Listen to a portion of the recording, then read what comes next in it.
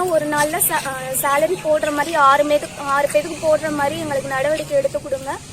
இது மாதிரி ஸ்கூல் எங்கேயுமே ரன் ஆகக்கூடாது. மேற்கொண்டு இது மாதிரி யாரையுமே சீட் பண்ணி ஏமாற்றக்கூடாது. இது மாதிரி யாரையாச்சும் ஏமாத்தினா இந்த ஸ்கூலை சத்தியமா சீல் வச்சுடுங்க. அவ்வளவுதான். அடிக்கடி ஸ்டாஃப் அடிக்கடி மாத்துறாங்க. 1 மந்த் பர்மனன்ட் ஸ்டாஃப் கிடையாது, பர்மனன்ட் டிரைவர்ஸ் கிடையாது. பேரண்ட்ஸ்லாம் ரொம்ப அல்லல் படுறாங்க. எல்லாம் வேலை செய்றவங்க எல்லாருமே விவசாயி.